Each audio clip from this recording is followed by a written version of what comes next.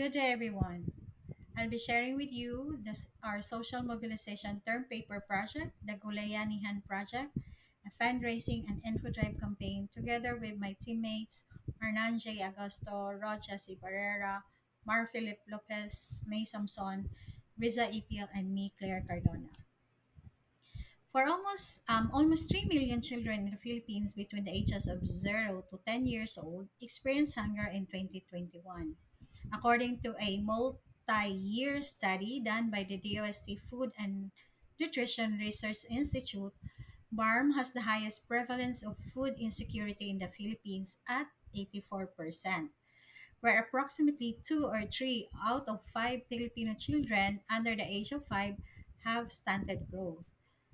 The effects of political instability and the COVID 19 pandemic have also made the situation worse, as children miss out on health and nutrition services due to severely limited outreach to remote barangays, which has made it more difficult by restrictions on movement within the region.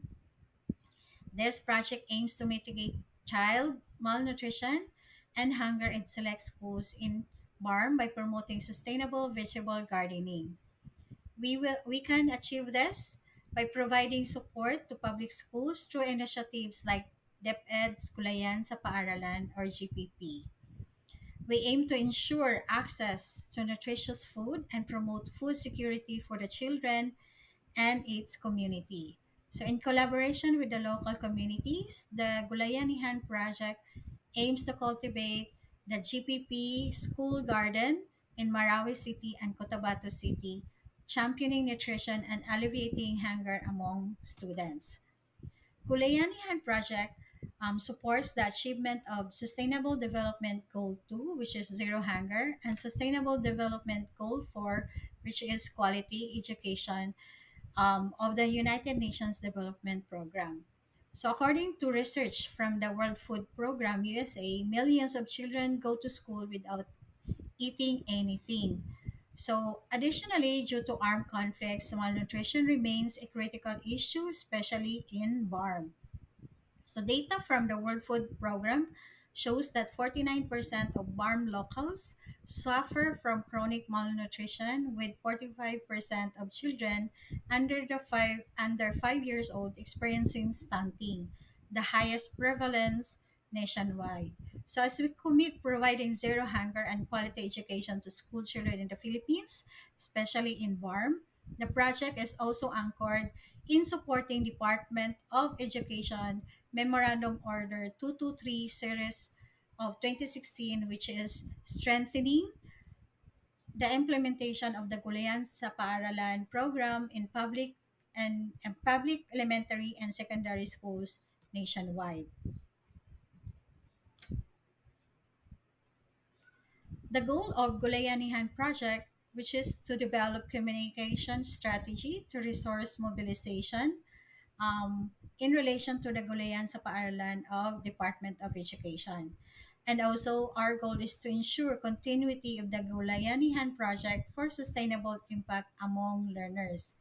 And lastly, align with the global campaign, promote proper nutrition, and alleviate hunger through social advocacy and fundraising. Hi, this is AJ, and here's part 2 of our final report. Here's the summary of the activities conducted throughout the whole implementation process. So, the implementation period starts from April 15 and ends on May 3, 2024. Part of the activities conducted include preparatory meetings and coordination, as well as writing the project proposal. But my major role includes identifying schools to partner with during the implementation phase, as well as conducting coordination meetings, project presentation, and planning with local partners. The project targets two schools in two areas, which aims to help a total of 1,000 plus learners. Apart from on-ground communication like sending out letters, conducting coordination meetings, I was also tasked to gather stories, photos, and videos, as well as conduct interviews to be used by our marketing and social media team. Moreover, I assisted during the procurement of garden tools as well as the turnover activity in Marawi City and Cotabato. Challenges and recommendations. First is cultural, religious, and context sensitivity. Because first, the BARM is predominantly Muslim and it has a very diverse cultural and context sensitivities. Failure to navigate these can lead to misunderstanding or even resistance from the local partners. It is imperative to communicate and collaborate with trusted community leaders or figures who can serve as valuable bridges to build trust and effective communication. Second is political dynamics, especially in areas like Cotabato City and Marawi, with decentralized governance structures and varying levels of authority. Coordinating with barangay leaders, for instance, can be challenging due to absence of physical barangay halls or centralized leadership. So, given these challenges, it is advisable to collaborate closely with educational institutions like schools. Teachers often serve as respected figures within their communities and possess valuable insights into local dynamics. Thank you. For me, understanding the context of the community is equal to understanding the realities of the community. This can help us develop appropriate interventions and social mobilization activities without reinforcing negative behavior to the community. Thank you. Hi, classmate. It's me again, Mar. Today, I will be reporting on the communication plan for our term project. As discussed by my other group mates, our project is called Gulayanihan. We aim to mitigate hunger in Barm region by supporting sustainable farming in the schools. So, in line with this, we develop a communications plan. Our project is composed of two parts: the information drive and the fundraising drive. Both of them must encapsulate the overall message of our project.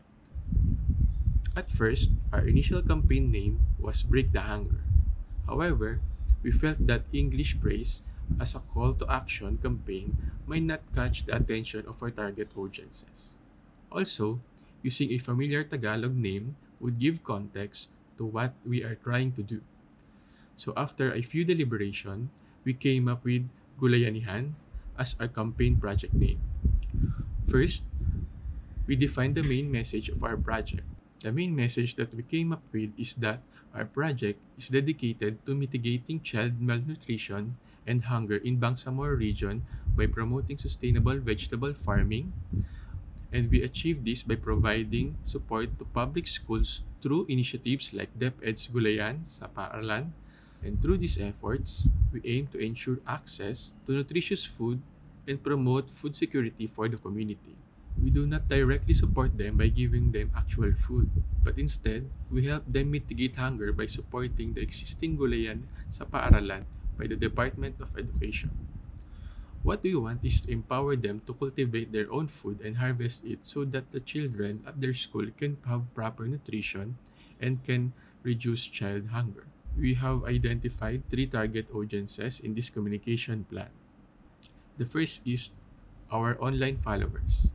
They can help us raise awareness of what is happening in the Barm region with regards to the status of child malnutrition and child hunger in the region by simply sharing the informational material that we post. Second is the possible sponsors. As we post different information material, we also target people who can possibly help us by giving financial support to the Gulayanihan so we can buy gardening tools for our beneficiaries. And lastly, the beneficiaries. Of course, our beneficiaries are also one of our audience.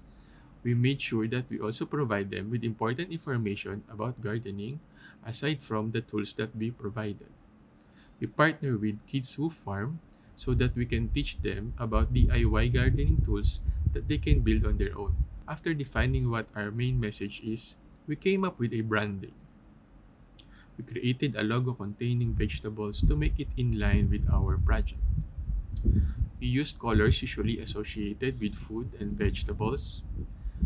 Our design language is clean and minimalist to further focus on what we are trying to say. We also use multiple emotion invoking photos to attract possible donors or sponsors. Overall, this branding is in line with our message to our multiple stakeholders. Now, for the actual materials that we came up with, I will turn you to my other groupmate. Thank you, Mar, for the turnover. You know what, guys? Turnover is important, especially in a fundraising campaign, where we will turn over our donations to the beneficiary. By the way, I'm RJ. Join me as we go through with communications timeline of the Gulayanihan project. On April 10, we've created a Facebook page to use in our information drive and fundraising campaign. As we have mentioned in our paper that our target audiences or the donors are those young urban professionals because they are the ones who are oftenly in social media and they also have the purchasing power. As we created our Facebook page, we have posted the first draft of our logo and the short version of the project about since the text is limited. So we also use this time to share it to our Facebook friends to be the followers of our page. At first, we planned to have a social media boosting or advertising, but we thought that instead of allotting our money here, we can just donate the money in the project. So our new plan is to have an organic followers and donors. As the time goes by, we thought of revising our logo and make it a little darker. So we immediately posted a new one, and there it is. And also about the project, we also created another one with a long version where all the details are necessary were there because it will be the basis for the donors to donate.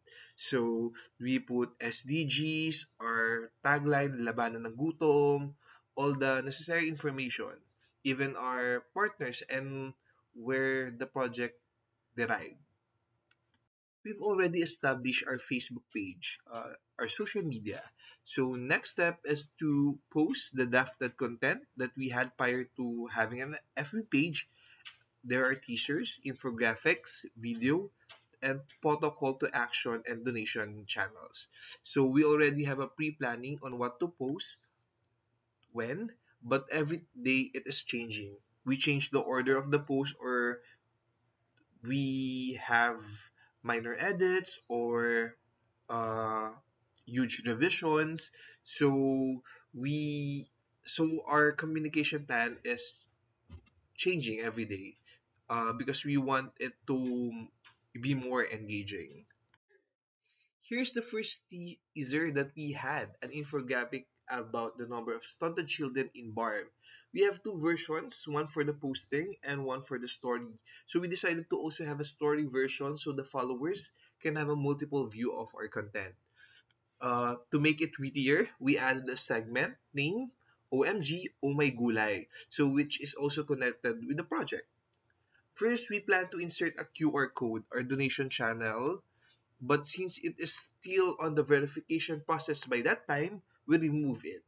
So we also added logos of SDGs 2 and 4 so that our followers or the potential donors have an idea that this project aims to promote zero hunger and quality education.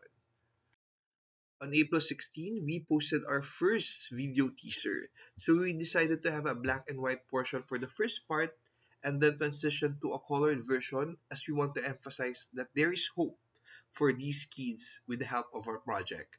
So the video garnered 531 views. So it's quite a huge number of views since we only have more than 250 followers in our page.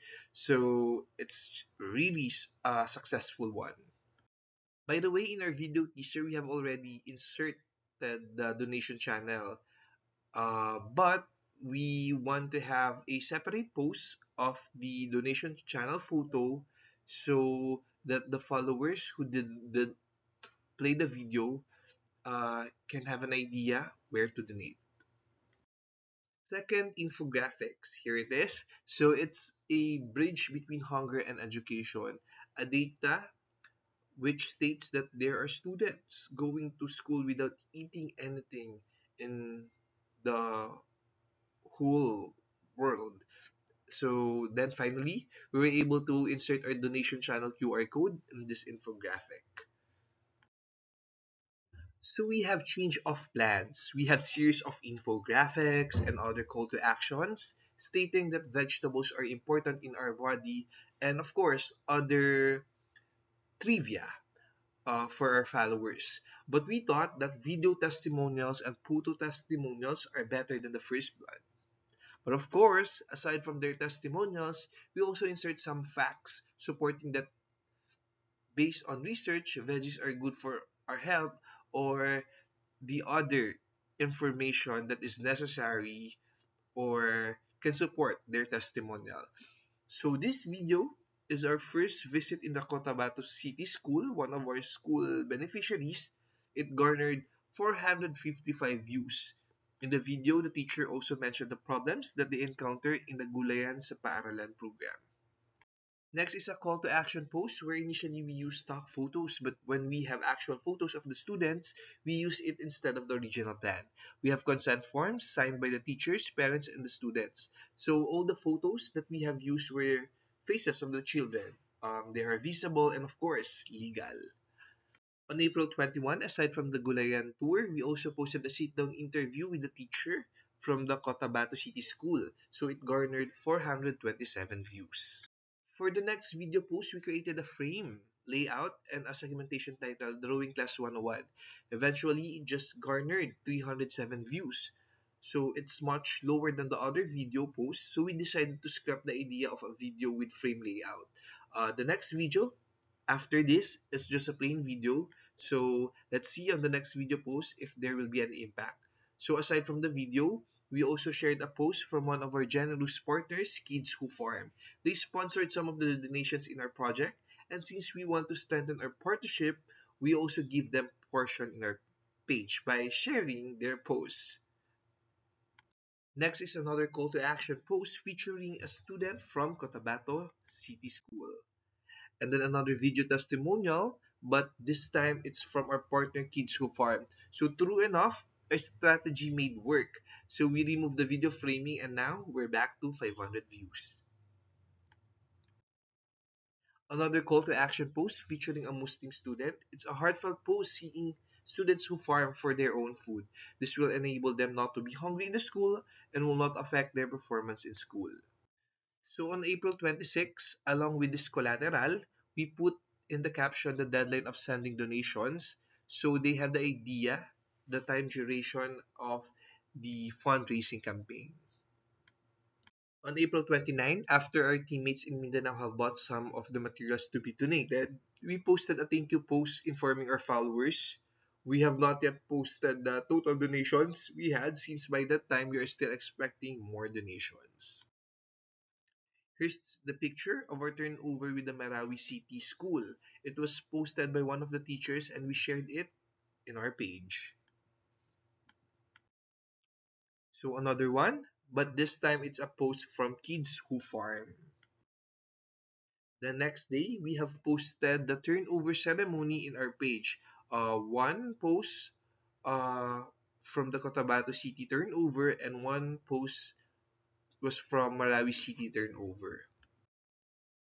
So even though the turnover was already done, as of the moment, we are planning to post a transparency post where all the donations received were indicated there. So watch out for this post.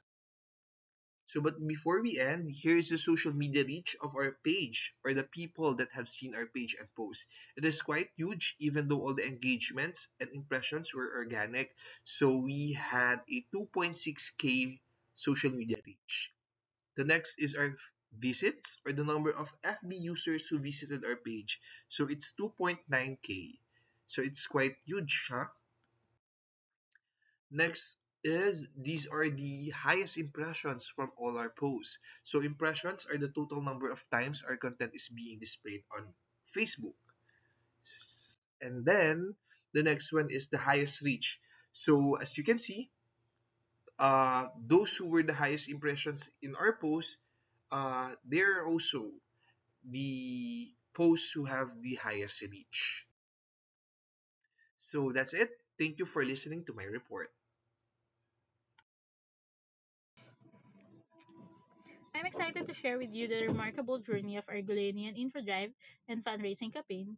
focusing on the partnership and stakeholders that have been instrumental in driving our mission forward. One of our primary objectives is to collaborate closely with local institutions, including policymakers, LGUs, and educational sectors in Marawi and Cotabato City. To achieve this, we've engaged in a series of strategic activities such as coordination meetings, planning sessions, and exploratory dialogues with stakeholders. For our first activity, our teammate AJ, who is based in Mindanao, was the one who conducted the coordination meetings with the barangay LGU and schools in Cotabato and Marawi City. One of our crucial steps in our journey is identifying partners school in Cotabato City and Marawi. This school will play a pivotal role in the implementation phase of the Gulenium project, serving as both collaborators and beneficiaries of our mission. And we're proud to have forged meaningful partnership with esteemed schools like Sikap Elementary School and Dato Ayunan National High School. This partnership marks a significant milestone in our project's progression. Our next activity involves the crucial task of conducting exploratory meetings with stakeholders and private sectors. These engagements are essential for garnering support and resources to drive the Gulenium project forward. Our team proactively reached out to stakeholders and private sectors representatives to schedule exploratory meetings. During these sessions, we presented our project vision, objectives, and the role we envision for each stakeholder in achieving our goals. As a result of our exploratory meetings, East West Seed and Agricultural Productivity Operations Office generously committed to providing seed donations and knowledge transfer support for our project. Their expertise and resources will be invaluable in establishing sustainable school gardens and promoting agricultural best practices. And lastly, the kids who farm, their unwavering support has been instrumental in amplifying our social media presence and empowering our school partners with essential knowledge in vegetable production. In addition to social media support, Kids Who Farm has actively contributed to our capacity building efforts. They have conducted orientation sessions for our school partners, equipping them with essential knowledge in vegetable production. These sessions have empowered schools to effectively manage and maintain their gardens, ensuring sustainability and long-term impact. As with any project, we have encountered various issues and challenges along the way. Let me briefly tackle one by one. One of our strategies is to collaborate with social media influencers, but we encountered challenges in connecting with them as some demanded payment for their involvement, which was not feasible within our budget constraints. Another issue is that some potential partners have an existing commitments or projects that take precedence over partnering with our project. Some of them have other priorities in terms of resource allocations. Project location scope misalignment also occurs due to disparities between the geographical focus of our project and their operational or strategic priorities. And lastly, some potential partners prefer on-site campaign. They value the personal connection, networking opportunities, and tangible experiences that on-site campaign offers. Overall, these challenges serves as opportunities for growth and learning, reinforcing our commitment to driving positive change in our communities. Good day, everyone. My name is May Samson, and my report is the project evaluation of our term project, Gulayanihan, an info drive and fundraising campaign to promote proper nutrition and mitigate hunger among learners in the cities of Cotabato and Marawi. What you're seeing right now is the entire project timeline that we followed from start to finish. Gulayanihan was carefully planned since early March. The project execution was done in April, followed by a short evaluation period in May. As you can see, the project pitch was done from March 9 to April 3. The project proposal, which included the activity planning, task distribution, content planning, selection of the payment channel, these were all done from April 4 to April 14. And so we were able to launch the project on April 15, followed by key initiatives such as the execution of the entire communication plan, the donation drive, meetings and collaborations with partners. These were all done from April 15 to April 26. Onto the project turnover. A few days prior to the actual turnover, there were a few days for procurement of the gardening materials. And finally, the actual turnover was done April 30. The last process of the project would be the evaluation, where we administered an online questionnaire to partners and donors from April 28 to May 5. After sharing with you the entire project timeline that we followed, now I'd like to present to you the key project initiatives that we did. The first was the rollout of the communication plan for Gulayanihan.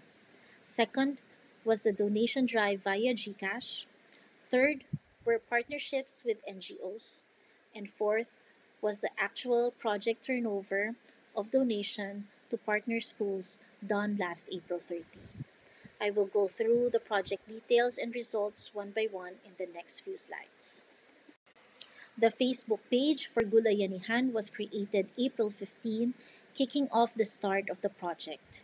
It immediately garnered 258 follows with just barely 2 weeks of active posting before the project turnover was done on April 30. There were a total of 13 posts with the best content posted from April 15 to 17. The 2 week online activation generated a total of 1,300 interactions, which is a collective display of metrics from likes, shares, views, and comments. The video posts had the most engagement with a total of 700 views. Also, 50% of the follower base accounted for the number of shares. If given a longer period to execute, the social media content of Gulayanihan could gather more attention and create more social influence. The next key project initiative that I will share is the donation drive and its output. Launched almost the same time as the Facebook page, the donation drive via GCash started April 17 with a slight delay of 2 days due to the verification of the GCash account dedicated just for the Gulayanihan project. But even so, the total amount raised within the very limited 10-day period reached 77% of our total target cash fund. The strategic selection of one payment channel also provided easy and simple access to campaign supporters and interested donors. Total donations via GCash amounting to 7,700 pesos were used to purchase in-kind donations such as gardening materials for the beneficiary schools.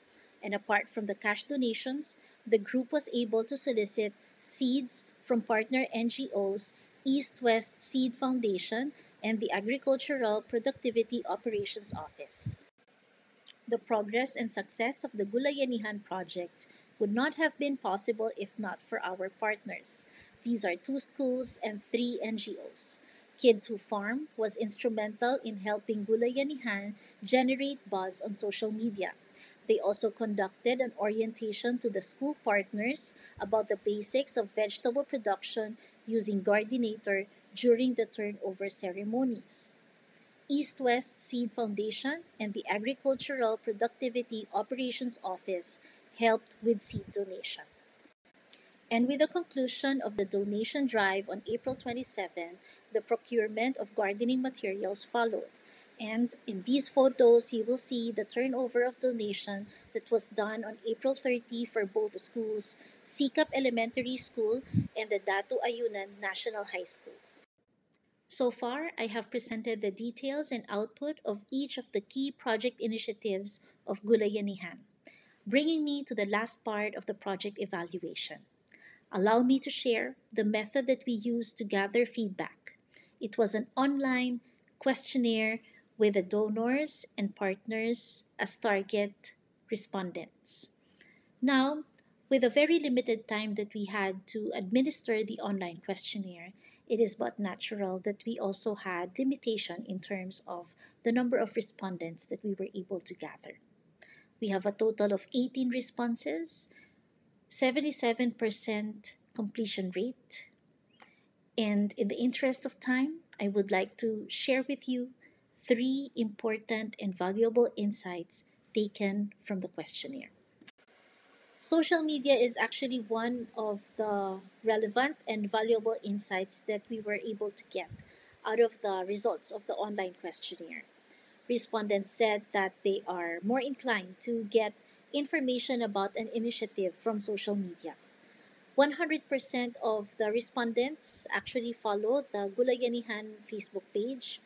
87% of the respondents said that they were compelled to take action after learning about Gulayanihan from Facebook. And 77% of the respondents said that the social media content of Gulayanihan is highly informative. Another valuable insight that we were able to get out of the online questionnaire was community participation. 55% of our respondents said that they are familiar with like minded campaigns as Gulayanihan. They were presented also with a few options on which community activities are common to their areas, and 77% of them said that feeding program is a popular community activity in promoting nutrition.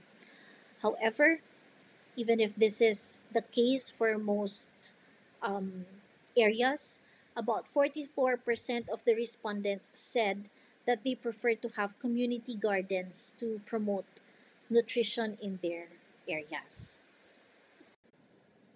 Lastly, I would like to share insights about gathering resources. Leveraging social media platform Facebook and digital payment channel GCash, 66% of the respondents deemed the donation drive the most important part of this project. Being an example of a resource mobilization campaign, it had been a priority from the very beginning to gather as much resource and support as possible to make Gulayanihan a success.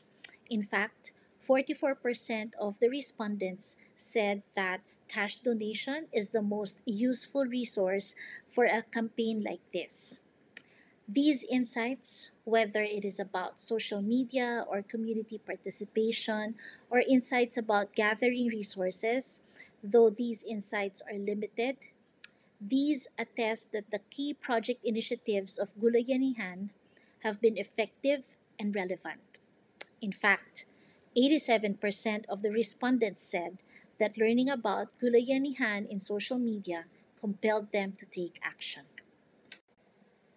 Even with a very short period of time, we were able to administer an online questionnaire, and from it are these three key insights. Number one, social media is the preferred main channel of information and was deemed highly effective. Number two, respondents listed feeding program as the more popular nutrition initiative in their communities, but have signified that community gardening may interest their participation.